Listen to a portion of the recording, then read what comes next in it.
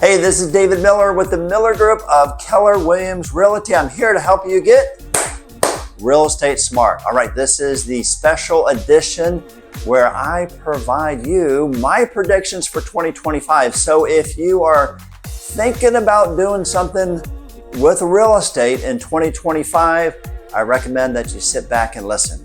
So before we look forward, we have to look behind to see what has been happening in our local real estate market. And if we take a look at that, I put together this little spreadsheet that's going to pop up behind me here, and you can sort of see what I'm talking about.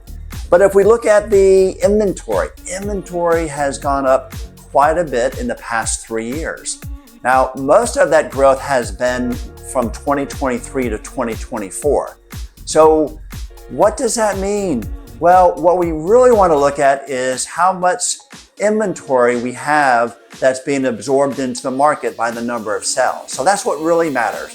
So if we take a look at the second column, it's gone up as well. From a very strong seller's market to right now, we're in a market of equilibrium between buyers and sellers.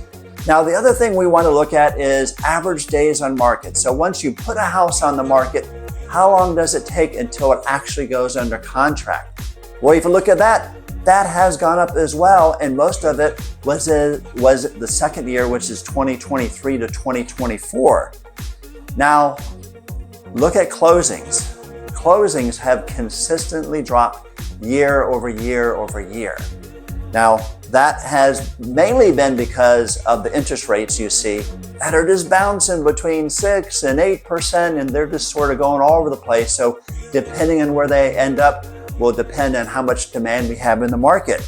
Now, during all of this, during the last 3 years, pricing has gone up. Okay, so that's good news. However, I'm not sure if that's going to continue. So why do I say that? Well, demand is really low. The number of houses we've sold this year compared to years past has been the lowest it's been in quite a long time.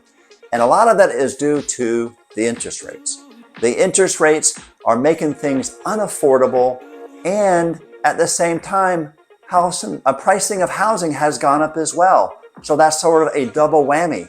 Something else that we're seeing in Florida is the migration patterns have not as strong as they were, say, during COVID.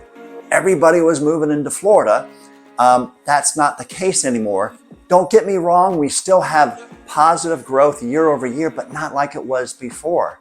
And that has to do with things being more expensive, housing being more expensive, home insurance being more expensive. And these hurricanes that came through are going to scare off people as well. So with all that being said, here are my predictions for 2025.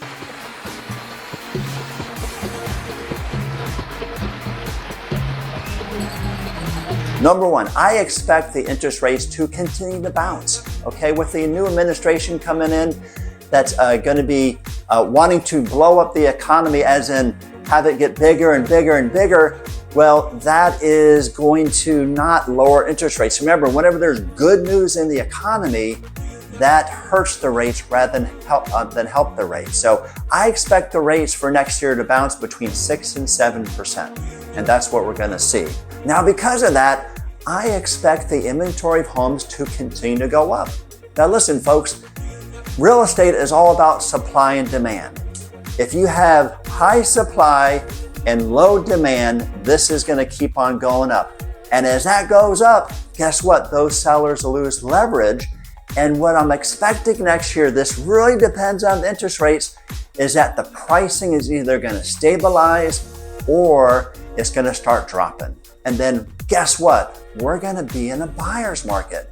But like I said, this is all dependent on the interest rates. If they do drop, which I don't expect them to drop below 6%, then that will spur a lot of activity, a lot of demand, and that will keep the inventory in check. But if it does not, inventory is here now, it's going to keep on going up, and then we're going to be in a buyer's market. So if you're thinking about selling your house, it is very different selling your house in a buyer's market versus a seller's market. So the good news is that we've been doing this since 2006. And so we've helped over 1,100 families and we sold many homes during the Great Recession. So if you need our help with the selling of your property, give us a call. Let our expertise help you get your house sold for as much as the market will bear.